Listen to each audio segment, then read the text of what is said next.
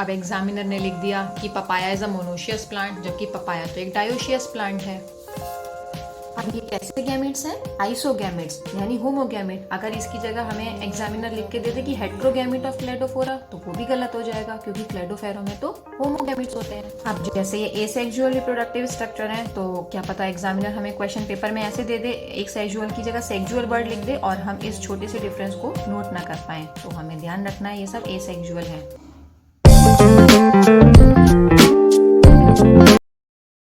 Hello everyone, welcome back to my channel. As promised, here I am with the series of biology revision. Today we will start with the first chapter of class 12, that is reproduction in organisms. In the next 1 hour or so, we will go through each and every line of NCERT book together here. So revise with me each and every line of this chapter and let's see how the examiner can twist the questions, can twist the lines of NCERT to form the questions which can trouble us. Let's get started. So let us start with the first chapter, reproduction in organisms. The very second line कि birth से natural death तक का जो time है बीच का, उसे हम life span कहते हैं। कुछ ऑर्गेनिजम्स का लाइफ स्पैन हमें नेक्स्ट पेज में एक टेबल में दिया हुआ है, वो हम अभी देख लेंगे। नाउ एक इंटरेस्टिंग लाइन यहाँ पे, एक अच्छी लाइन लिखी हुई है जहाँ से क्वेश्चन बन सकता है, that to note that it may be as short as a few days और as long as a few thousand years. की जो लाइफ स्पैन है वो कुछ दिन का यानी फ्यू डेज का भी हो सकता है, 2000 ईयर्स हजारों साल तक का भी हो सकता है। नेक्स्ट इंपॉर्टेंट लाइन कि जो ऑर्गेनिज्म का लाइफ स्पैन होता है वो उनके साइज से रिलेटेड नहीं होता। जैसे क्रो और पैरट का साइज ऑलमोस्ट सिमिलर है बट उनके लाइफ स्पैन बहुत डिफरेंट है। जैसे मैंगो ट्री और पीपल ट्री का साइज ऑलमोस्ट सिमिलर है बट उनके जो लाइफ स्पैन है वो बहुत वेरिएबल है, वो बहुत अलग है। यानी यहाँ से एक स्टेटमेंट बेस्ड क्वेश्चन बन सकता है कि क्या लाइफ स्पैन साइज से रिलेटेड होता है? The answer is no, life span size से रिलेटेड नहीं होता। Next is death of every individual organism is a certainty. Death एक सर्टेनिटी है, डेथ होनी ही है। No individual is immortal. Okay, अब यहाँ जो एक्सेप्ट के बाद जो लाइन लिखी है इससे क्वेश्चन बन सकता है एक्सेप्ट सिंगल सेल्ड ऑर्गेनिज्म। यानी क्वेश्चन कैसे बनेगा कि which of the following cell is immortal? The answer will be single celled organism. बाकी तो कोई सेल इमॉर्टल नहीं है but the single celled organisms are immortal according to NCERT। अब यहाँ पे हमें एक टेबल दी हुई है, जैसा कि पिछले पेज पे डिस्कस था। कुछ ऑर्गेनिजम्स के हमें लाइफ स्पैन दिए हुए हैं। सबसे पहले जो बटरफ्लाई है उसका दिया हुआ है 1 to 2 वीक, 1 से 2 हफ्ते। क्रो का गिवन है 15 ईयर्स और देखो पैरट का है 140 ईयर। वही लाइन थी अभी पीछे कि क्रो और पैरट का साइज सिमिलर है, लेकिन क्रो का लाइफ स्पैन देखो सिर्फ 15 साल और पैरट का 140 साल। इसके अलावा कुछ और लाइफ स्पैन हमें गिवन है, जैसे क्रोकोडाइल का गिवन है 60 ईयर्स, इसको देख लेंगे। टॉर्टोइस का गिवन है, हमें पता ही है टॉर्टोइस का लाइफ स्पैन काफी हाई होता है, 100 से 150 ईयर्स है। Okay, now next term is reproduction. Reproduction एक बायोलॉजिकल प्रोसेस है जिससे कोई भी ऑर्गेनिज्म न्यू ऑफ स्प्रिंग्स को, न्यू यंग वंस को राइज देता है जो उसके जैसे होते हैं, सिमिलर टू इटसेल्फ। वो ऑर्गेनिज्म ग्रो करते हैं, मैच्योर करते हैं और फिर एक न्यू ऑफ स्प्रिंग बनाते हैं। Now this is a good line, reproduction enables the continuity of the species generation after generation. तो अगर कोई ट्रू फॉल्स टाइप का स्टेटमेंट आता है कि क्या रिप्रोडक्शन से जनरेशन आफ्टर जनरेशन स्पीशीज की कंटिन्यूटी मेंटेन होती है, then yes. Another important line, genetic variation is created and inherited during reproduction। कि रिप्रोडक्शन के समय पे जेनेटिक वेरिएशन क्रिएट भी होते हैं और फिर वो इनहेरिट भी होते हैं, यानी कि नेक्स्ट जनरेशन में जाते हैं। Each organism has evolve its own mechanism to multiply and produce offspring. Her organism का अपना एक अलग मैकेनिज्म है मल्टीप्लाई करने का, यानी ऑफस्प्रिंग प्रोड्यूस करने का। दो बातों पे ये चीज़ डिपेंड करती है कि मोड ऑफ रिप्रोडक्शन क्या होगा। पहला, ऑर्गेनिज्म का हैबिटेट और दूसरा उसकी internal physiology. Based on whether there is a participation of one organism और two in the process, reproduction दो टाइप का होता है। पहला एसेक्सुअल। एसेक्सुअल में बहुत ध्यान से पढ़ेंगे, when offspring is produced by a single parent. Single parent word is important. With और without, another important word, with और without the involvement of gamete formation, the reproduction is asexual. तो याद रखिएगा, एसेक्सुअल में अगर स्टेटमेंट में कुछ ऐसा लिखा होता है कि only with the involvement of gamete, तो गलत हो गया। Only without the involvement of gamete, ये भी गलत हो गया। दोनों पॉसिबिलिटीज है, विद और without the involvement of gamete. And parent is single, जबकि सेक्सुअल रिप्रोडक्शन में parents are two, that of the opposite sex participate in the reproductive process. And also involve fusion of male and female gametes. यानी एक जो important बात यहाँ से निकल के आती है वो ये है कि एसेक्सुअल रिप्रोडक्शन में गैमेट इन्वॉल्व हो भी सकते हैं और नहीं भी हो सकते हैं, जबकि सेक्सुअल रिप्रोडक्शन में गैमेट्स इन्वॉल्व होंगे, गैमेट्स का फ्यूजन होगा। Next is asexual reproduction. जैसा कि अभी हमने पढ़ा कि एसेक्सुअल रिप्रोडक्शन में सिंगल पेरेंट इन्वॉल्व होते हैं। एसेक्सुअल रिप्रोडक्शन में offspring that are produced are not only identical to one another but are also exact copies of their parent। जो ऑफस्प्रिंग बने हैं वो आपस में भी आइडेंटिकल होते हैं और अपने पेरेंट से भी आइडेंटिकल होते हैं, अपने पेरेंट की एग्जैक्ट कॉपीज होते हैं। एक टर्म है यहाँ पे clone. Clone is use to describe morphologically and genetically similar individual. Very important terminology. Clone क्या है? जो मॉर्फोलॉजिकली और जेनेटिकली सिमिलर हैं। आप 4 ऑप्शन बना देंगे, मॉर्फोलॉजिकली, जेनेटिकली के अलावा कुछ और टर्म्स ले लेंगे, तो हमें ध्यान रखना है कि जो क्लोन था उसमें क्या सेम था? मॉर्फोलॉजी और जेनेटिक सेम थी। उसके बाद ये जो 2 डायग्राम है ये हम देख लेंगे। ये डायग्राम जो पहला है ये क्या है? Budding in east, A diagram A, this is budding in east. East का डायग्राम है और ईस्ट में बडिंग हो रही है, जो कि ये सेक्सुअल रिप्रोडक्शन का एक टाइप है। And second is binary fission in amoeba. ये अमीबा में बाइनरी फिशन का डायग्राम है। Both are the types of asexual reproduction.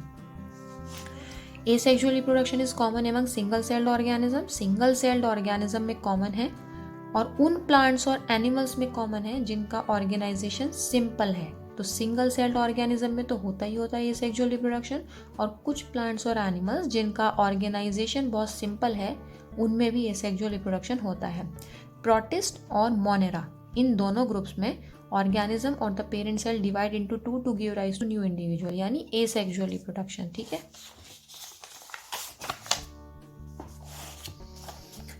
In organisms में, यानी जिनमें एसेक्सुअल रिप्रोडक्शन होता है, cell division is itself a mode of reproduction. बहुत अच्छी लाइन है। सेल डिवीजन ही रिप्रोडक्शन का मोड है, यानी जैसे ही सेल डिवाइड होकर 2 में कन्वर्ट होता है वही रिप्रोडक्शन है, 2 नए सेल बन गए। Many single celled organism produce by binary fission. Binary fission में क्या होता है? तो पहले तो यही याद रखिएगा कि बाइनरी फिशन एसेक्सुअल का टाइप है। जब कोई सेल 2 हाफ्स में डिवाइड करता है और फिर वो जो 2 हाफ सेल्स हैं वो एडल्ट में ग्रो कर जाते हैं, जैसे कि एमीबा और पैरामीशियम। तो हमें फर्स्ट क्या मिला है? सबसे फर्स्ट मेथड हमें मिला है बाइनरी फिशन, और बाइनरी फिशन के एग्जांपल्स क्या हैं? एमीबा और पैरामीशियम। फिर नेक्स्ट केस है ईस्ट का। ईस्ट में अनइक्वल, इंपॉर्टेंट लाइन, अगर इक्वल हाफ्स में है then that is binary fission, और अगर अनइक्वल है और उसमें छोटी छोटी बड्स बनती हैं, यानी बडिंग की यहाँ पे बात हो रही है, तो ईस्ट में बडिंग होती है और वो बडिंग अनइक्वल होती है। एक ऑप्शन में लिख के दे देंगे इक्वल होती है, वो ऑप्शन रॉन्ग हो जाएगा। तो ईस्ट में कैसी बडिंग है? Unequal. Okay. Buds are produce that remain attach initially. तो यहाँ पे वो ऑप्शन में चेंज कर सकते हैं कि वो जो बड्स होती हैं वो शुरू में ही डिटैच हो जाती हैं। नो, शुरू में इनिशियली बड्स अटैच्ड रहती हैं पेरेंट सेल से और बाद में वो सेपरेट होती हैं। ओके, तो पहले अटैच्ड हैं और बाद में सेपरेट हुई हैं। अगर कोई ऑप्शन ऐसा है कि पहले ही सेपरेट हो जाती है then that statement will be wrong. Members of the kingdom fungi, अब फंजाई की बात हो रही है और कुछ सिंपल प्लांट्स की बात हो रही है। जब हम क्लास 11th में प्लांट के यूनिट पढ़ते हैं तो हम देखते हैं कि सबसे पहले मोनेरा है, देन प्रोटिस्टा है, देन फंजाई है, उसके बाद एल्गी आती हैं और फिर प्लांट्स आते हैं, हायर प्लांट्स। तो फंजाई और कुछ जो सिंपल प्लांट्स हैं जैसे कि algae reproduce through special asexual reproductive structure. तो फिर से एसेक्सुअल वर्ड इंपॉर्टेंट है कि फंजाई में और कुछ एल्गी में एसेक्सुअल रिप्रोडक्टिव स्ट्रक्चर होते हैं। वो एसेक्सुअल रिप्रोडक्टिव स्ट्रक्चर यहाँ डिस्कस किए गए हैं। सबसे पहले है zoospores. Zoospores are microscopic motile structure. यहाँ मोटाइल वर्ड इंपॉर्टेंट है। जूस्पोर के साथ लिख देंगे इमोटाइल, तो वो स्टेटमेंट रॉन्ग हो जाएगा क्योंकि जूस्पोर मोटाइल होते हैं। बाकी है कोनिडिया। कोनिडिया होते हैं पेनिसिलियम में, बर्ड्स होते हैं हाइड्रा में, और गैम्यूल्स होते हैं स्पंज में।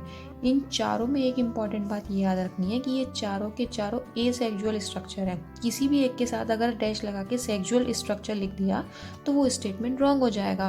क्या क्या है चारों? जूस्पोर है, इसमें ये बात याद रखनी है, जूस्पोर्स आर मोटाइल। दूसरा कोनिडिया है, बर्ड्स है, और गैम्यूल्स हैं। चारों के चारों एसेक्सुअल रिप्रोडक्टिव स्ट्रक्चर है। चारों का डायग्राम भी एनसीईआरटी में है, ये इंपॉर्टेंट हो जाएंगे चारों। तो पहले ये जो बने हुए हैं ये जूस्पोर्स हैं, और जूस्पोर्स कैसे होते हैं? मोटाइल क्लेमाइडोमोनाज में होते हैं, जैसे कि यहाँ नीचे लिखा हुआ है जूस्पोर्स ऑफ क्लेमाइडोमोनाज। दूसरा कोनिडिया हमने पढ़ाई था पेनिसिलियम में होते हैं, तो ये ध्यान से देख लेंगे, दिस इज कोनिडिया। तीसरा स्ट्रक्चर है बर्ड्स इन हाइड्रा। ये हाइड्रा में बर्ड्स हैं। और लास्ट है गैम्यूज इन स्पंजेस। अब जैसे हमने एनिमल्स में एसेक्सुअल वर्ड यूज़ किया है, तो अब हम प्लांट्स में एसेक्सुअल की जगह वेजिटेटिव रिप्रोडक्शन यूज़ करते हैं वर्ड, वेजिटेटिव रिप्रोडक्शन। प्लांट में वेजिटेटिव प्रोपोगेशन की या वेजिटेटिव रिप्रोडक्शन की कुछ यूनिट्स हैं, मतलब कुछ स्ट्रक्चर्स हैं जिनके थ्रू वेजिटेटिव रिप्रोडक्शन होता है, जैसे runner, rhizome, sucker, tuber, offset and bulb. ये सब के सब they all are capable of giving rise to new offspring, इसलिए हम इनको वेजिटेटिव प्रोपोग्यूज बोलेंगे क्योंकि इनके थ्रू वेजिटेटिव प्रोपोगेशन होगा। Since the formation of this structure does not involve two parents, दो पेरेंट इन्वॉल्व नहीं, मतलब सिंगल पेरेंट है, तो ये प्रोसेस एसेक्सुअल ही है। लेकिन प्रोसेस एसेक्सुअल है, लेकिन क्योंकि हम प्लांट्स की बात कर रहे हैं तो हम एक और टर्म उसके लिए यूज कर देते हैं, vegetative reproduction. But in short vegetative reproduction भी एसेक्सुअल का ही टाइप है। अब ये 5 स्ट्रक्चर्स यहाँ पे हैं, इनको ध्यान रखना है। सबसे पहले पोटैटो है। अच्छा, ये पांचों क्या पढ़ रहे हैं हम? ये पांचों वेजिटेटिव प्रोपाग्यूल स्ट्रक्चर है, यानी they all are asexual structures. सबसे पहले है आइज ऑफ पोटैटो, तो पोटैटो में आइज होती हैं, they are vegetative propagule. Second है राइजोम ऑफ जिंजर। अच्छा, ये तो जिंजर के यानी अदरक के राइजोम है। राइजोम वर्ड बनाना के लिए और आएगा भी नेक्स्ट पेज पे, तो यहीं पे हमें याद रखना है कि राइजोम स्ट्रक्चर 2 जगह मिलेगा, एक तो जिंजर में और एक बनाना में। तीसरा है bulbil of agave, agave is than example और बल्बिल स्ट्रक्चर का नाम है। The leaf buds of Bryophyllum, ये काफ़ी कॉमन सा क्वेश्चन आ जाता है कि ब्रायोफाइलम में लीव बर्ड से वेजिटेटिव प्रोपोगेशन होता है। और लास्ट है offset of water hyacinth. Water hyacinth जिसे हम टेरर ऑफ बंगाल भी कहते हैं, उसमें जो स्ट्रक्चर है वो ऑफसेट है। ये पांचों क्या है? ये वेजिटेटिव प्रोपाग्यूल स्ट्रक्चर्स हैं। अब यहाँ पे वाटर हाइसिंथ या टेरर ऑफ बंगाल के केस को डिस्कस किया है। ये एक एक्वेटिक प्लांट है और it is one of the most invasive weeds, मतलब जो एक्वेटिक में पानी में काफ़ी बुरी तरह स्प्रेड हो गई है, इन्वेड कर लिया है इसने। Now this line is important, it drains oxygen from the water which leads to the death of fishes। I think ऐसे करके क्वेश्चन आया भी हुआ है कि वाटर हाइसिंथ क्यों हार्मफुल है। एक तो वो एक्वेटिक लाइफ के लिए हार्मफुल है। एक्वेटिक लाइफ मतलब जो एक्वेटिक वाटर यानी कि वाटर में जो चीज़ें हैं लाइक फिशेज, तो उनकी डेथ क्यों होती है फिशेज की? इसकी वजह से क्योंकि ये वाटर से सारा का सारा ऑक्सीजन ड्रेन आउट कर लेती है, खींच लेती है। ठीक है, तो करेक्ट रीजन भी हमें याद रखना है, why it is harmful, because it drains oxygen from the water. क्यों इंट्रोड्यूस करी गई थी इंडिया में, क्यों लाई गई थी? अपने ब्यूटीफुल फ्लावर्स और शेप ऑफ लीव्स की वजह से। इसके अलावा कोई और ऑप्शन होगा तो हम उसे रिजेक्ट कर देंगे, क्योंकि हमारी एनसीईआरटी में क्या लिखा है? ब्यूटीफुल फ्लावर्स और shape of leaves, in 2 factors की वजह से इसे इंडिया में इंट्रोड्यूस किया गया था। अब ये इतनी बुरी तरह क्यों स्प्रेड हो गई है, ये एक इन्वेजिव वीड क्यों बन गई है, उसका रीज़न याद रखना है, क्योंकि इसमें बहुत फास्ट वेजिटेटिव प्रोपोगेशन होता है। ये लिखा, since it can propagate vegetatively at a phenomenal rate और and spread all over the water body in a short period of time, इसीलिए इससे to get rid of it यानी इसे पीछे छुड़ाना बहुत मुश्किल है। तो क्या पढ़ा हमने वाटर हाइसिंथ के बारे में कि ये टेरर ऑफ बंगाल है, ये हार्मफुल फॉर फिशेज या एक्वेटिक लाइफ के लिए हार्मफुल है। क्यों? Because it drains oxygen from the water. क्यों लाई गई थी इंडिया में? ब्यूटीफुल फ्लावर और शेप ऑफ लीव्स की वजह से। किस वजह से इतनी, मतलब इसका जो स्प्रेड का रेट है वो इतना हाई क्यों है? क्योंकि इसका वेजिटेटिव प्रोपोगेशन का रेट बहुत हाई है। अब हमने जो पिछले पेज पे हमने जो डायग्राम्स देखे थे और पढ़ा था, जैसे कि पोटैटो में आइज होती हैं, ब्रायोफिलम में लीव बर्ड्स होती हैं, उसके बारे में एक छोटा सा डिस्कशन दोबारा है। Small plants emerging from the buds called eyes of the potato tuber, यानी पोटैटो से जो छोटे छोटे प्लांट्स निकलते हैं उसके बड्स से यानी उसकी आइज से। दूसरा फ्रॉम द राइजोम्स ऑफ बनाना, जैसे कि मैंने कहा था पीछे जो भी फिगर में आया है वो जिंजर का एग्जाम्पल आया था, जिंजर में राइजोम है, यहाँ बनाना और आया, तो राइजोम 2 जगह है, one is ginger, other is banana. Okay, the site of origin of the new plantlet in the plants listed above. ये जो प्लांट्स हैं यानी कि जो पोटैटो है या बनाना है या जिंजर है, इनमें न्यू प्लांटलेट, नया प्लांट निकलने की जो साइट है, जो जगह है, वो नोड्स हैं। किसके नोड्स? मॉडिफाइड स्टेम के। दोनों वर्ड्स इंपॉर्टेंट है क्वेश्चन के रेस्पेक्ट में, मॉडिफाइड स्टेम के नोड्स। जब ये नोड्स डैम्प सॉइल या पानी के कांटेक्ट में आते हैं तो ये रूट्स प्रोड्यूस करते हैं और फिर न्यू प्लांट प्रोड्यूस होता है। सिमिलरली एडवेंटिशियस बर्ड इंपॉर्टेंट है यहाँ पे। एडवेंटिशियस बर्ड्स कहाँ से अराइज होती हैं? Margins of leaves of bryophyllum. तो हमने पीछे अभी क्या पढ़ा था डायग्राम में, ब्रायोफिलम में लीव बर्ड्स हैं और उसमें एक और वर्ड हमें याद रखना है, कैसी बर्ड्स? एडवेंटिशियस बर्ड्स हैं। इस पे क्वेश्चन बन जाएगा। This ability is fully exploited by gardeners and farmers for commercial propagation of such plant. तो ये जो इनके यानी जो वेजिटेटिव स्ट्रक्चर्स हैं, वेजिटेटिव प्रोपग्यूल हैं, इससे न्यू प्लांटलेट अराइज हो सकता है। ये वाली जो एबिलिटी है इसको गार्डनर और फार्मर एक्सप्लॉइट करते हैं अपने कॉमर्शियल फायदे के लिए। Asexual reproduction is the common method of reproduction in organism that have a relatively simple organization। जो लोअर ऑर्गेनिज्म है या जिनमें जो ऑर्गेनाइजेशन है वो बहुत सिंपल है, उनमें एसेक्सुअल रिप्रोडक्शन बहुत कॉमन मेथड है रिप्रोड्यूस करने का, जैसे एल्गी में और जैसे फंजाई में। बाद में किस पे शिफ्ट हुआ गया है? Shift to sexual method of reproduction just before the onset of adverse condition. कितनी शानदार लाइन लिखी है एल्गी और फंजाई के बारे में कि ऑल्दो इनमें asexual reproduction is a common method, लेकिन एडवर्स कंडीशन के स्टार्ट होने से जस्ट पहले they shift to sexual mode of reproduction. तो ट्रू फॉल्स टाइप का स्टेटमेंट में अगर क्वेश्चन आता है which of the following is true about algae and fungi करके, और उसमें अगर ये लाइन होती है तो अगर हमें याद आ गई कि हाँ ऐसा लिखा हुआ था that yes they shift to sexual mode before onset of adverse condition, तो हम उससे सही टिक कर देंगे। Next is sexual reproduction. Sexual reproduction में जैसे कि हमें पता है मेल और फीमेल गैमेट्स इन्वॉल्व होते हैं either by the same individual और by different individual of the opposite sex. बहुत अच्छी लाइन है कि वो जो मेल और फीमेल गैमेट्स हैं वो सेम इंडिविजुअल से भी हो सकते हैं, यानी कि बाइसेक्सुअल की बात हो रही है। अगर बाइसेक्सुअल ऑर्गेनिज्म होगा तो मेल और फीमेल गैमेट सेम इंडिविजुअल से बनेंगे, और यूनिसेक्सुअल होगा तो डिफरेंट इंडिविजुअल से बनेंगे। These organism use to form the zygote, यानी जायगोट का फॉर्मेशन होता है सेक्सुअल रिप्रोडक्शन में। It is an elaborate, complex and slow process as compared to asexual reproduction। Elaborate है, complex है, ये तो हम समझते हैं, but slow word is good। Slow process है as compared to asexual reproduction, time लगता है, जबकि asexual में तो सेल फटाफट से डिवाइड हुआ और दोनों सेल बन गए। मेल और फीमेल गैमेट्स फ्यूज होते हैं, तो जो सेक्सुअल रिप्रोडक्शन में ऑफस्प्रिंग बनता है that is not identical to the parent और अमंग्स देमसेल्फ। जबकि हमने एसेक्सुअल में क्या पढ़ा है, आपस में भी आइडेंटिकल होते हैं और पेरेंट से भी आइडेंटिकल होते हैं, बट सेक्सुअल में ऐसा नहीं होता, दे आर नॉट आइडेंटिकल। उसके बाद इस पैराग्राफ में ऐसा कुछ खास नहीं है। देन नेक्स्ट इज सभी ऑर्गेनिजम्स एक सर्टेन स्टेज ऑफ ग्रोथ और मैच्योरिटी तक पहुंचते हैं अपनी लाइफ में, उसके बाद वो सेक्सुअली रिप्रोड्यूस करते हैं। मतलब उससे पहले कि वो सेक्सुअली रिप्रोड्यूस कर पाए उन्हें एक स्टेज पे, एक ग्रोथ और मैच्योरिटी की स्टेज पे पहुंचना होता है।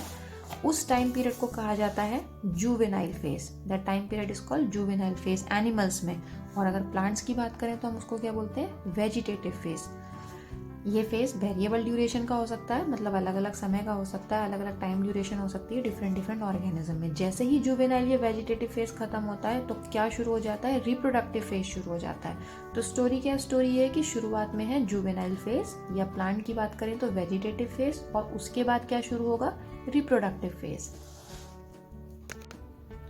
Are there some plants that flower throughout the year and some other that show seasonal flowering. मतलब कुछ में पूरे साल ही फ्लावरिंग होती है, कुछ में सीजनल फ्लावरिंग की एक पर्टिकुलर सीजन में ही फ्लावरिंग होगी। तो प्लांट अब हमारे पास दो टाइप के हैं, एनुअल और बाइनियल टाइप। एनुअल और बाइनियल टाइप में क्या होता है, उनमें वेजिटेटिव, रिप्रोडक्टिव और सेनेसेंट फेसेस, तीनों फेसेस में क्लियर कट डिफरेंशिएशन होता है कि हाँ ये वेजिटेटिव है, इसके बाद ये ऐसे रिप्रोडक्टिव फेस है और फिर सेनेसेंट फेस है। लेकिन जो पेरेनियल स्पीशीज होती हैं उनमें इन फेजेस को डिफाइन करना बहुत डिफिकल्ट है। तो ये जो फेजेस हैं, vegetative phase, reproductive phase, senescent phase, ये किस में ज़्यादा क्रिस्टल क्लियर है, एनुअल और बाइनियल टाइप के प्लांट में, और किस में क्रिस्टल क्लियर नहीं है, पेरेनियल टाइप के प्लांट्स में। अब एक प्लांट का जिक्र हो रहा है, बैम्बू का। Bamboo flower only once in their lifetime, अपनी पूरी लाइफ टाइम में एक ही बार फ्लावर करता है, जनरली 100 से 50 साल के बाद, and produce large number of fruits and die. और 100-50 साल बाद काफ़ी लार्ज नंबर ऑफ फ्रूट्स ये प्लांट प्रोड्यूस करता है, एंड देन इट डाई, यानी सेनेसेंट फेज। एक और प्लांट का यहाँ जिक्र हो रहा है, स्ट्रॉबिलेंथस कुंथियाना, जिसे हम नील कुरंजी भी कहते हैं। ये 12 साल में एक बार फ्लावर करता है। Last time according to this book September-October 2006 में इट फ्लावर्ड। एंड किन स्टेट्स में के हिली एरियाज में ये फ्लावरिंग होती है, केरला, कर्नाटका, तमिलनाडु। याद रखिएगा तीनों स्टेट, केरला, कर्नाटका, तमिलनाडु। कौन सा प्लांट की बात हो रही है, strobilanthes kunthiana. Blue stretches, like blue colour है क्योंकि it attracted a large number of tourist. Okay, in animals the juvenile phase is followed by morphological and physiological changes. जैसे प्लांट में क्या है, vegetative phase, then reproductive phase, then senescent phase. Similarly animals में क्या है, पहले juvenile phase और उसके बाद मॉर्फोलॉजिकल और फिजियोलॉजिकल चेंजेस होते हैं, and then active reproductive behaviour, and again variable duration के होंगे बिल्कुल। नेक्स्ट अब हम यहाँ जाते हैं birds living in nature lay eggs only seasonally. जो नेचुरली जो बर्ड्स एग देती हैं वो सीजनली देती हैं, लेकिन वो बर्ड जिन्हें कैप्टिविटी में मतलब कैप्चर करके रखा गया है जैसे कि पोल्ट्री फार्म्स वगैरह में, can be made to lay egg throughout the year. तो दोनों बातों में डिफरेंस याद रखिएगा कि नेचुरल एग लेइंग जो होती है वो सीजनली होती है, लेकिन कैप्टिविटी या पोल्ट्री फार्म्स में जो बर्ड्स एग ले करती है वो थ्रू आउट द ईयर करती हैं। In this case laying egg is not related to reproduction, क्योंकि अगर रिप्रोडक्शन से रिलेटेड होता तो वो जैसे भी नेचुरल एग देती हैं वैसे ही होता, बट इसमें क्या हो रहा है, कमर्शियल एक्सप्लॉयटेशन हो रहा है ह्यूमन वेलफेयर के लिए। जो प्लेसेंटल मैमल्स की फीमेल्स हैं, यानी ऐसे मैमल्स जिनमें प्लेसेंटा होता है, उनमें साइक्लिकल चेंजेस होते हैं उनकी ओवरीज में और एसेसरी डक्ट में, क्योंकि उनमें हार्मोन वगैरह सब इन्वॉल्व रहते हैं। और जो नॉन प्राइमेट मैमल्स हैं जैसे कि cow, sheep, rat, deer, dog, tiger, ये सब के सब क्या हैं, नॉन प्राइमेट मैमल्स हैं। सच साइक्लिकल चेंजेस ड्यूरिंग रिप्रोडक्शन और कॉल्ड एस्ट्रस साइकिल, इनमें हम एस्ट्रस साइकिल टर्म यूज करते हैं। और जो प्राइमेट्स हैं, प्राइमेट में 3 आते हैं, मंकीज, एप्स और ह्यूमन, इनमें क्या होती है, मेंस्ट्रुअल साइकिल।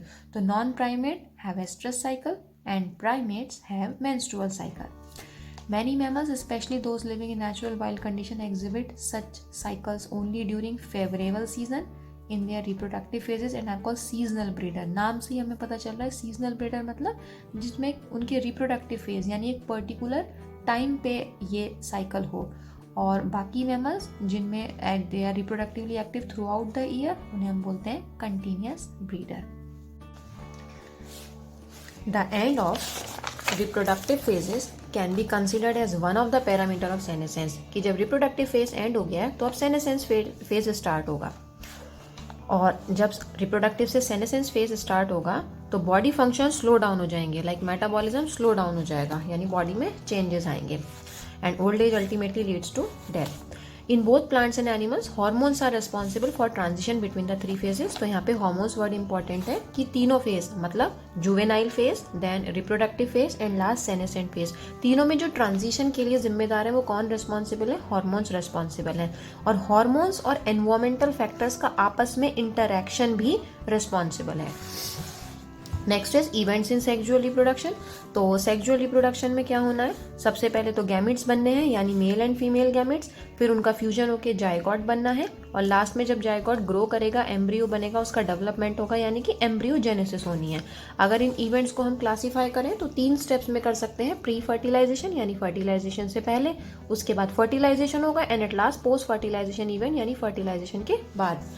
अब हम प्री फर्टिलाइजेशन इवेंट्स में देखते हैं। प्री फर्टिलाइजेशन इवेंट मतलब फर्टिलाइजेशन से पहले क्या होना है, गैमिट्स बनने हैं, तो यानी कि जो गैमिटोजेनेसिस है, और गैमिट्स बनने के बाद फिर वो गैमिट ट्रांसफर होने हैं फीमेल बॉडी में या फीमेल की तरफ, तो उसे हम बोलेंगे गैमिट ट्रांसफर। तो प्री फर्टिलाइजेशन में क्या 2 मेन चीजें आती हैं, गैमिटोजेनेसिस और गैमिट ट्रांसफर।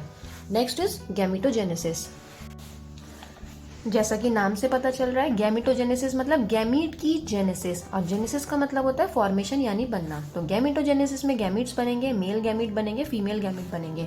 अब ये जो डायग्राम है ये इंपॉर्टेंट है। एक तो इन पे डायग्राम बेस्ड क्वेश्चन तो बन ही सकता है कि पहचानिए ये किसका डायग्राम है, ये किसका और ये किसका, लेकिन उससे भी इंपॉर्टेंट एक और अच्छा क्वेश्चन बन सकता है। देखो, आइसोगैमिट्स ऑफ क्लेडोफोरा एंड एल्गी, पहले वाला जो डायग्राम है वो एक क्लेडोफोरा नाम की एल्गी के गैमिट्स का डायग्राम है, लेकिन इंपॉर्टेंट बात यह है कि ये गैमिट आइसोगैमिट है। आइसोगैमिट को हम होमोगैमिट भी कहते हैं, मतलब जो गैमिट एक जैसे होते हैं। तो दोनों गैमिट एक जैसे हैं, तो याद रखना है क्लेडोफोरा एल्गी में आइसोगैमिट्स होते हैं। सेकंड है heterogametes of fucus and alga. Fucus एक एल्गी है और इसमें दोनों गैमिट्स अलग अलग तरह के हैं। देखो, एक गैमिट ये रहा इतना बड़ा, ये वाला प्रोबेबली ये फीमेल गैमिट ही होगा, and this is male gamete, छोटा सा स्मॉल। तो दोनों अलग अलग हैं, एक जैसे नहीं है दिखने में। तो हेट्रोगैमिट्स किसमें, फ्यूकस में, and Fucus is a algae. और तीसरे होमोसेपियंस यानी ह्यूमन बींग्स के gametes, this is ovum and this is sperm. तो हमें याद रखना है क्लेडोफोरा एल्गी में तो होमोगैमिट होते हैं एक जैसे, फ्यूकस एल्गी में हेट्रोगैमिट होते हैं अलग अलग, और ह्यूमन बीइंग या होमोसेपियन का तो हमें पता ही है कि उसमें डिफरेंट गैमिट्स होते हैं। After homogametes and heterogametes, now male gamete को हम क्या बोलते हैं, एंथ्रोजॉइड या स्पर्म, और फीमेल गैमिट को हम बोलते हैं एग या ओवम। नेक्स्ट इंपॉर्टेंट टर्म है यहाँ पे होमोथैलिक और मोनोशियस, और दूसरी टर्म है हेट्रोथैलिक या डायोशियस। होमो मतलब एक पर ही, मोनोशियस मतलब एक पर ही, यानी बाइसेक्सुअल कंडीशन को डिनोट करता है। इसका मतलब है जब मेल और फीमेल फ्लावर एक ही प्लांट पर हो, ध्यान से, मेल और फीमेल फ्लावर एक ही प्लांट पर हो, तो इस कंडीशन को हम बोलेंगे मोनोशियस। मोनो मतलब एक पर ही, एक पर, एक प्लांट पर ही, बाइसेक्सुअल कंडीशन हो गई। और दूसरी टर्म है हेट्रोथेलिक या डायोशियस। डायोशियस मतलब दो पर, यानी अलग अलग पर, यानी जब मेल और फीमेल फ्लावर अलग अलग प्लांट पे होते हैं।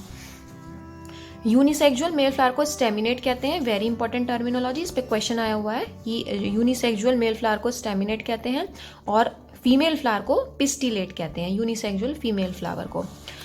अगेन मोनोशियस डायोशियस रिपीट हो रहा है। सेम इंडिविजुअल मतलब सेम प्लांट पर मोनोशियस, सेपरेट इंडिविजुअल यानी अलग अलग प्लांट पे डायोशियस। मोनोशियस के दो एग्जाम्पल इंपॉर्टेंट, कुकुरबिट्स और कोकोनट, और डायोशियस यानी जिनमें मेल और फीमेल फ्लावर अलग अलग प्लांट पे होते हैं, पपाया और डेट पाम। ये जो एग्जाम्पल आते हैं ऐसे टर्मिनोलॉजी के साथ, ये हमें ऐसे साइड में लिख लेनी चाहिए ताकि हमें ये रिकॉल रहे और हमें इन्हें भूले ना कि मोनोशियस के क्या एग्जाम्पल थे, डायोशियस के क्या एग्जाम्पल थे। अच्छा, एक एक एग्जाम्पल हमें अभी आगे मिलेगा, ये तो हमने प्लांट्स का पढ़ा, एक एक एग्जाम्पल हमें कहीं और इस चैप्टर में शायद आगे मिलेगा, तो वो हम यहीं लिख लेते हैं एक साथ। मोनोशियस में कुकुरबिट और कोकोनट के साथ साथ कारा जो ग्रीन एल्गी होती है, और दूसरा डायोशियस के साथ पपाया, डेट पाम एग्जाम्पल्स यहाँ पर आए हैं, और एक और एग्जाम्पल इसका Marchantia. So these three are dioecious and these three are monoecious. Plant के बाद अब यहाँ पे एनिमल्स हैं। अर्थवॉर्म, स्पंजेस, टेपवॉर्म और लीच, ये चारों हैं बाइसेक्सुअल एनिमल्स और इनको हम हर्माफ्रोडाइट्स भी बोलेंगे। तो याद रखना, हर्माफ्रोडाइट या बाइसेक्सुअल एनिमल एक ही बात है। And examples are earthworm, sponge, tapeworm and leech. और cockroach is the example of unisexual.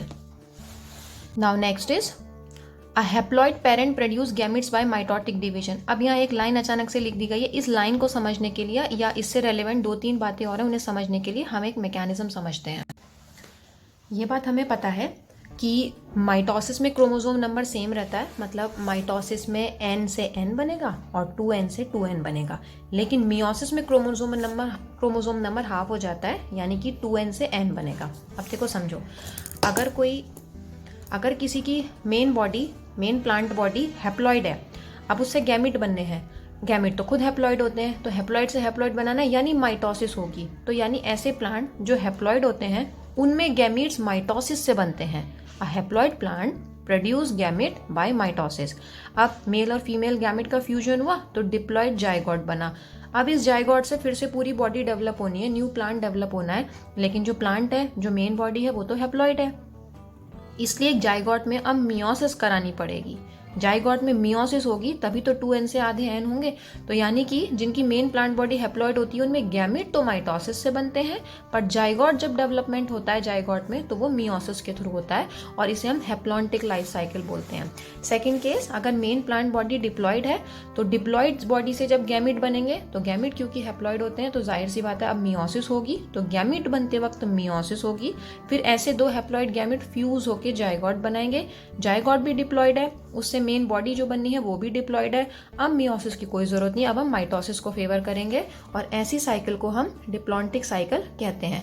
तो हैप्लॉइड वालों में गैमेट माइटोसिस से बनते हैं, जाइगोट में मियोसिस होती है, और डिप्लॉइड वालों में गैमेट मियोसिस से बनते हैं और जाइगोट में माइटोसिस होती है। यही लाइन हमारी एनसीईआरटी में यहाँ पे आई है कि जो हैप्लॉइड पेरेंट है that produce gametes by mitotic division, की जो हैप्लॉइड पेरेंट होगा वो गैमेट्स जो बनाएगा तो माइटोसिस से बनाएगा, जबकि जो डिप्लॉइड पेरेंट होगा वो गैमेट जो बनाएगा वो मियोसिस से बनाएगा। Now next important terminology, Monera, fungi, algae और ब्रायोफाइटा, ये चार एग्जांपल्स हमें याद कर लेने। इन चारों की हैप्लॉइड प्लांट बॉडी है, हमें याद होना चाहिए। जब हम क्लास 11 में प्लांट किंगडम पढ़ते हैं तो ब्रायोफाइटा के बाद टेरिडोफाइटा और जिम्नोस्पर्म आते हैं, दे have a diploid plant body. लेकिन इन चारों की शुरुआत वालों की क्या है, हैप्लॉइड प्लांट बॉडी है। तो इनकी जब प्लांट बॉडी हैप्लॉइड है तो इसमें ये वाला मैकेनिज्म चलेगा, इनकी लाइफ साइकिल हैप्लॉन्टिक होगी। टेरिडोफाइट्स, जिम्नोस्पर्म और एंजियोस्पर्म्स एंड ह्यूमन बीइंग, इन सब में डिप्लॉइड है। ये क्लियर कट डिफरेंशिएशन हमें याद रखना है, किसकी हैप्लॉइड किसकी diploid. It is obvious that meiosis, the reduction division, has to occur if a diploid body has to produce haploid gamete, और ये हमने समझ ही लिया कि अगर डिप्लॉइड बॉडी है तो गैमीट्स बनाने के लिए मियोसिस करना पड़ेगा। डिप्लॉयड ऑर्गेनिज्म में वो सेल्स जिनमें मियोसिस हो रही है यानी फिर जिनसे गैमेट्स बन रहे हैं उन्हें हम मियोसाइट्स कहते हैं। At the end of meiosis only one set of chromosomes are there. ये बहुत एक अच्छी डेफिनेशन बन गई यहाँ से हैप्लॉइड की। हैप्लॉइड क्या होते हैं? जिसमें केवल वन सेट ऑफ क्रोमोसोम्स बचे। वन सेट ऑफ क्रोमोसोम्स को हम हैप्लॉइड कहेंगे। अब ये यहाँ पर इस पेज पे कुछ डायग्राम है। सबसे पहले डायग्राम तो इम्पॉर्टेंट ये कि रिकॉग्नाइज करना कौन सा डायग्राम किसका है, बस उस डायग्राम की जो डिटेलिंग है वो भी हमें याद होनी चाहिए। फॉर एग्जाम्पल जो फर्स्ट डायग्राम है वो बाइसेक्सुअल एनिमल अर्थवॉर्म का है, तो हमें ये याद होना चाहिए कि अर्थवॉर्म एक बाइसेक्सुअल एनिमल है, यानी कि मेल और फीमेल एक ही पार्ट में, एक ही बॉडी में होंगे। तो this is ovary, this is testis, hence it is a bisexual earthworm. जो सेकेंड डायग्राम है वो यूनिसेक्सुअल कॉकरोच का है, तो cockroaches are unisexual. Here it is B diagram. जो ऊपर वाले दो हैं दीज बिलोंग्स टू मेल और ये है फीमेल के। तो कुछ ना कुछ आइडेंटिफिकेशन पॉइंट बना लीजिए। जैसे जो मेल कॉकरोच है उसमें ये जो अंदर वाला पार्ट है टेस्टिस है ये ऐसे है बिल्कुल सीधी स्ट्रेट, जबकि जो फीमेल में जो ओवरी है वो इस तरीके से है, ऐसे folded type like this. Next C diagram है मोनोशियस प्लांट कारा का। हम लिख भी चुके हैं कारा को मोनोशियस में। मोनोशियस का मतलब क्या होता है? एक ही प्लांट पे जब मेल और फीमेल पार्ट होते हैं। सो इट इज अ कारा प्लांट। और ये फीमेल सेक्स ऑर्गन है जिसे हम ऊगोनियम कहते हैं, ये मेल सेक्स ऑर्गन है जिसे हम एंथ्रीडियम कहते हैं, और दोनों एक ही प्लांट पे हैं, hence it is a monoecious plant. याद रखिएगा जो ऊपर है वो फीमेल सेक्स ऑर्गन ऊगोनियम है और जो नीचे है वो एंथ्रीडियम यानी मेल सेक्स ऑर्गन है। डी है हमारे पास डायोशियस प्लांट मार्केंशिया का। डायोशियस यानी कि अलग अलग प्लांट पे, तो ये फीमेल फ्लावर है और ये मेल फ्लावर है या ये मेल प्लांट है। तो फीमेल की पहचान क्या है? ये ऐसे लाइक फ्लावर सा खिला हुआ है, ये है ना, अच्छे से बना हुआ है। और ये आर्कीगोनियोफोर, ओके, फीमेल आर्कीगोनियोफोर। और मेल में क्या है? एंथ्रीडियोफोर, और ये बिल्कुल अच्छे से बना हुआ नहीं है। तो ये हम पहचान बना के मेल फीमेल याद कर सकते हैं। किसके हैं? ये मार्केंशिया के।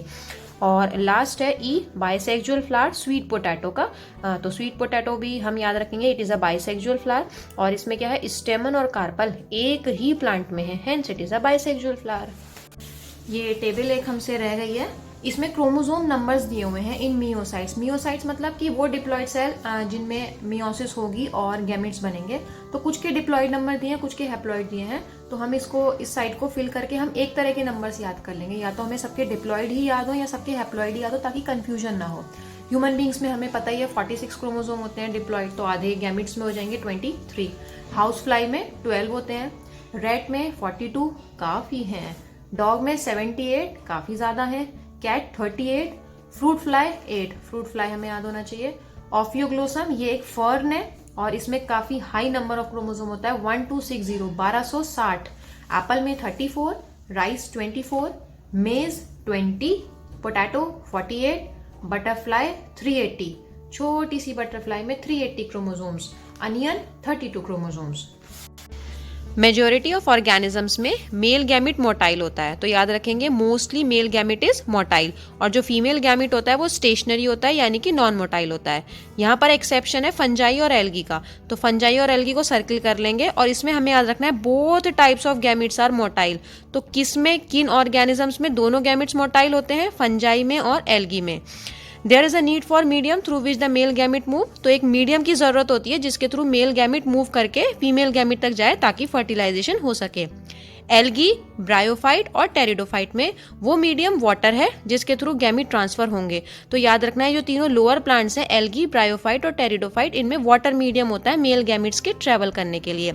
अ large number of the male gamete however fail to reach the female gamete.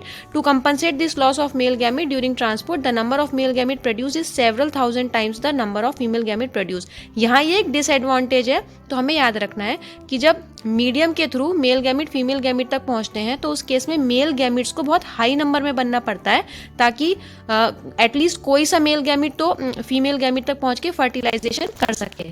In bisexual self fertilising plant example pea. अब देखो टॉपिक क्या चल रहा था और एक अचानक से हमें एक अच्छा सा एग्जाम्पल मिल गया कि पी एक बाइसेक्सुअल प्लांट है, तो ये बात हमें अलग से मेंशन कर लेनी है that P is a bisexual plant. Okay, तो बाइसेक्सुअल प्लांट में क्या है, यानी कि पोलन ग्रेन्स और जो फीमेल पार्ट है यानी जहाँ पे फीमेल गैमेट्स बन रहे हैं वो एक ही प्लांट पे है, तो transfer of pollen grain to the stigma is easy, जाहिर सी बात है फिर वो ईजी है, okay.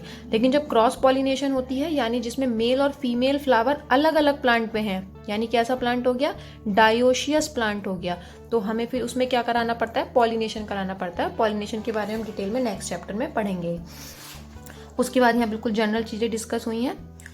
And at last, successful transfer and coming together of gamete is essential for the most critical event in sexual reproduction, the fertilization. Fertilization को most critical event का नाम दिया गया है कि sexual reproduction में सबसे ज़्यादा critical event जो है वो fertilization है। Next is fertilization. Again, most vital event of sexual reproduction is perhaps the fusion of gamete. Gamete के fusion को ही fertilization कहते हैं, और fertilization के लिए ही हमारे पास एक terminology है syngamy. तो kind of हम ये कह सकते हैं कि syngamy और fertilization एक ही बात है, और इसमें बनता क्या है, सिनगैमी का प्रोडक्ट क्या हो गया, जाइगोट हो गया। अगर हमें पता होगा सिनगैमी या फर्टिलाइजेशन एक ही बात है, तो इससे रिलेटेड आंसर्स हम कर देंगे। अब यहाँ पे कुछ ऑर्गेनिज्म, कुछ एग्जांपल्स डिस्कस हुए हैं, जैसे कि rotifers, honey bees and some lizards and birds, turkey. चारों एग्जाम्पल इंपॉर्टेंट है। क्या इंपॉर्टेंट इन चारों में, कि इनमें जो फीमेल गैमेट होता है उसमें डेवलपमेंट होता है और उससे नया ऑर्गेनिज्म बनता है बिना फर्टिलाइजेशन के। इस प्रोसेस को पार्थिनोजेनेसिस कहते हैं। वेरी इंपॉर्टेंट टर्म, ध्यान रखिएगा। ये नहीं कह रहे हैं कि पार्थिनोजेनेसिस में फीमेल बॉडी से या फीमेल पार्ट्स, मतलब ऑब्वियसली फीमेल पार्ट से तो यस, बट फीमेल का भी क्या, गैमीट। तो जो फीमेल गैमीट है उसमें फर्टिलाइजेशन नहीं होता, वो directly it gives rise to new organism, और इसी प्रोसेस को हम पार्थिनोजेनेसिस कहते हैं। किनमें, lizard, honey bee, rotifer and birds like turkey. Next is where does syngamy occur, यानी कि फर्टिलाइजेशन होता कहाँ है। तो फर्टिलाइजेशन अगर बॉडी के बाहर हो रहा है, एक्सटर्नल फर्टिलाइजेशन, बॉडी के अंदर हो रहा है, इंटरनल फर्टिलाइजेशन। अब एक्सटर्नल फर्टिलाइजेशन के एग्जांपल्स देखेंगे।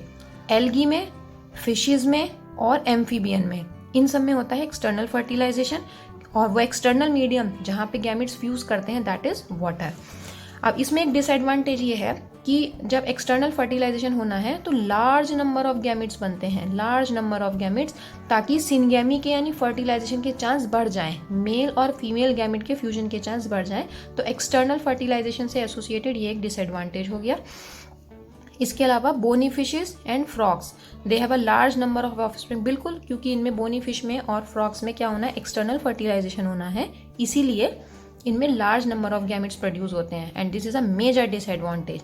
एक और मेजर डिसएडवांटेज ये है कि जो ऑफस्प्रिंग होते हैं, जो न्यू मेंबर बन रहा है, that is extremely vulnerable to predator threatening their survival up to adulthood. उसके सर्वाइवल को थ्रेट है, खतरा है, क्योंकि वो एक्सटर्नल मीडियम में है, वो कहीं प्रिजर्व नहीं है।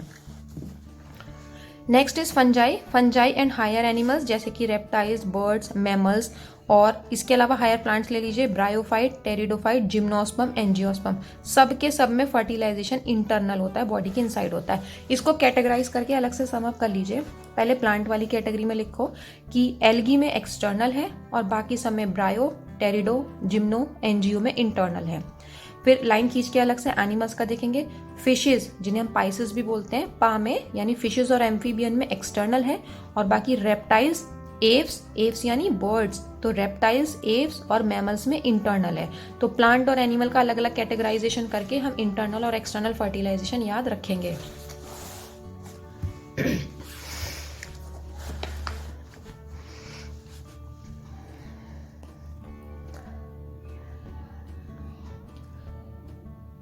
Next is, in organisms exhibiting internal fertilization, the male gamete is motile. Important line. जिनमें इंटरनल फर्टिलाइजेशन हो रहा है उसमें मेल गैमेट मोटाइल है और वो एग तक पहुंचता है और उससे फ्यूज करता है। In these even though the number of sperm produce is very large, again important line, sperms यानी जो मेल गैमेट है वो अभी भी काफी लार्ज है क्योंकि उन्हें फीमेल गैमेट तक जाना है, लेकिन जो नंबर ऑफ एग्स हैं यानी फीमेल गैमेट है उनका नंबर में काफी कमी आ गई है, there is a significant reduction. तो समरी ये है कि जिनमें एक्सटर्नल फर्टिलाइजेशन होता है उनमें मेल और फीमेल गैमेट दोनों ज्यादा नंबर में प्रोड्यूस होते हैं, और जिनमें इंटरनल फर्टिलाइजेशन होता है उसमें मेल गैमेट मोर नंबर में प्रोड्यूस होता है बट फीमेल गैमेट का प्रोडक्शन कम, एग का प्रोडक्शन कम। ट्रू फॉल्स टाइप के स्टेटमेंट बन जाएंगे 4 कि एक्सटर्नल फर्टिलाइजेशन वालों में दोनों गैमेट कम बनते हैं, नो। दोनों गैमेट ज़्यादा बनते हैं, येस। इंटरनल फर्टिलाइजेशन वालों में दोनों गैमेट ज़्यादा नंबर में प्रोड्यूस होते हैं, नो। मेल गैमिट ज़्यादा में होता है, फीमेल गैमिट कम नंबर में प्रोड्यूस होता है, यस। और इसका उल्टा कर दें कि भाई मेल गैमिट कम नंबर में प्रोड्यूस होते हैं और फीमेल गैमिट ज़्यादा नंबर में प्रोड्यूस होते हैं, तो ये स्टेटमेंट भी रॉन्ग हो जाएगा। Next is zygote. Zygote diploid होता है, सिनगैमी या फर्टिलाइजेशन के रिजल्ट से जो बना है वो जाइगोट है। जाइगोट का फर्दर डेवलपमेंट इस बात पर डिपेंड करेगा कि उस ऑर्गेनिज्म की लाइफ साइकिल कैसी है और वो किस एनवायरमेंट में रहता है, कैसा उसका एनवायरमेंट है। फंजाई और एल्गी की बात करें, now there is a good line here, zygote एक थिक वॉल डेवलप कर लेता है, किसमें, फंजाई और एल्गी में। Zygote develops a thick wall that is resistant to desiccation and damage, जो ब्रेक नहीं हो सकती, डेसिकेट नहीं हो सकती और डैमेज नहीं हो सकती, तो फंजाई और एल्गी में ऐसा होता है। It undergoes a period of rest before germination, very good line. जो जाइगोट है वो थोड़ा आराम करता है, मतलब नेक्स्ट जनरेशन बनने से पहले या आगे जर्मिनेट होने से पहले इट अंडरगोज रेस्ट। तो remember these 2 points for fungi and algae कि जाइगोट एक थिक वॉल डेवलप करता है and second it undergoes rest. In organisms with haplontic life cycle zygote divide by meiosis, ये हम समझ चुके हैं कि जिनकी हैप्लॉन्टिक लाइफ साइकिल होती है उनमें जाइगोट में मियोसिस होती है, तभी तो वो हैप्लॉइड ऑर्गेनिज्म बनाएगा। तो हैप्लॉन्टिक वालों में जाइगोटिक मियोसिस होती है। If you want you can draw this. Next is zygote is the vital link that ensures continuity of species. जैसे फर्स्ट पेज पे हमने पढ़ा था कि सेक्सुअल रिप्रोडक्शन एंश्योर्स या maintain continuity of species, similarly वही बात है, जाइगोट भी तो रिप्रोडक्शन का ही एक प्रोडक्ट है। तो जाइगोट एनेबल्स द या ensures the continuity of species from one generation to the next generation. और हर किसी की जो लाइफ है, इवन ह्यूमन लाइफ भी जो है वो एक सिंगल सेल जाइगोट से शुरू हुई है। Next is embryogenesis. एम्ब्रियोजेनेसिस का मतलब है, जेनेसिस मतलब बनना और एम्ब्रियोजेनेसिस मतलब एम्ब्रियो का फॉर्मेशन। तो एम्ब्रियो का फॉर्मेशन, एम्ब्रियो किससे फॉर्म होगा, अरे भाई जाइगोट के डेवलपमेंट से फॉर्म होगा। तो जब एम्ब्रियोजेनेसिस है इसमें 2 चीजें होनी है, पहला जाइगोट का सेल डिवीजन ताकि सेल का नंबर बढ़े। जाइगोट में जब सेल डिवीजन होगी वो माइटोसिस होगी, क्योंकि अब हमें सारे जो सेल है बॉडी के वो एक जैसे बनाने हैं, डिप्लॉइड बनाने हैं। तो जाइगोट में अब माइटोसिस होगी and cell differentiation. Cell differentiation का मतलब होता है जब कोई सेल स्पेशलाइज्ड हो जाता है किसी पर्टिकुलर फंक्शन को परफॉर्म करने के लिए। तो एक तो सेल का नंबर बढ़ जाए, दूसरा सेल डिफरेंशिएट हो जाए। यही 2 इवेंट्स किस में होते हैं, एम्ब्रियोजेनेसिस में होते हैं। Next is oviparous and viviparous. Oviparous और विविपेरस का मतलब जो मीनिंग शुरू हो रहा है वो हो रहा है जाइगोट फॉर्मेशन के बाद। जाइगोट बन गया, इंटरनल फर्टिलाइजेशन से बना या एक्सटर्नल से बना वो एक अलग बात है। जाइगोट जो ये बना है इसका डेवलपमेंट कहाँ हो रहा है, इसका डेवलपमेंट बॉडी के बाहर हो रहा है या बॉडी के अंदर हो रहा है, इस बात पे डिपेंड करेगा कि एनिमल ओवीपेरस है या विविपेरस है। अगर जाइगोट का डेवलपमेंट बॉडी के अंदर हो रहा है देन दैट इज विविपेरस, और अगर जाइगोट का डेवलपमेंट बॉडी के बाहर हो रहा है देन दैट इज ओवीपेरस। तो किस पे डिपेंड करता है, ओवो या विवी, जाइगोट के डेवलपमेंट पे। ऑप्शन में कंफ्यूज किया जा सकता है, जाइगोट के फॉर्मेशन पे नो, जाइगोट फॉर्मेशन फर्टिलाइजेशन का पार्ट है कि इंटरनल फर्टिलाइजेशन हुआ तो जाइगोट अंदर बना, एक्सटर्नल फर्टिलाइजेशन हुआ तो जाइगोट बाहर बना। और ओवो और विवी क्या है, जाइगोट का डेवलपमेंट कहाँ हुआ। In oviparous animal like reptile and birds, तो हमें पता ही है रेप्टाइल्स और बर्ड्स ओवीपेरस एनिमल है, like which gives eggs. The fertilised eggs are covered by calcareous shell, calcium की शेल होती है किसके एग्स में, रेप्टाइल्स और बर्ड्स के में, ताकि वो मतलब उनको प्रोटेक्ट करने के लिए, ताकि वो सेफ रहें। जबकि जो विविपेरस एनिमल है और मेजोरिटी ऑफ मैमल्स, ज़्यादातर जो मैमल्स हैं वो विविपेरस हैं, ह्यूमन बीइंग भी विविपेरस हैं। उनमें जो जाइगोट जब डेवलप होता है और यंग वन बनता है वो बॉडी के अंदर, फीमेल ऑर्गेनिज्म के अंदर ऐसा होता है, बॉडी के इनसाइड, इसीलिए हम उन्हें विविपेरस बोलते हैं। After attaining a certain age of growth the young ones are delivered out of the body of the female organism because of proper embryogenic care and protection. क्योंकि विविपेरस में proper embryogenic care और एक protection मिलती है, इसीलिए viviparous में chances of survival जो होते हैं वो ज्यादा होते हैं as compare to oviparous. Flowering plants के बारे में अब ये पूरा पैराग्राफ है। फ्लावरिंग प्लांट्स यानी कि एंजियोस्पर्म, और वो हम नेक्स्ट चैप्टर में पढ़ेंगे। तो यहाँ कुछ छोटी छोटी बातें हैं और नेक्स्ट चैप्टर में हम इन्हें डिटेल में पढ़ेंगे कि जाइगोट किस में डेवलप होता है, किससे डेवलप होता है, ओवरी डेवलप होकर क्या बनाती है, फ्रूट की जो वॉल होती है पेरिकार्प वो किससे बनती है। तो ये सारी डिटेलिंग हम नेक्स्ट चैप्टर में पढ़ेंगे। It is just a introduction to flowering plant और एंजियोस्पर्म।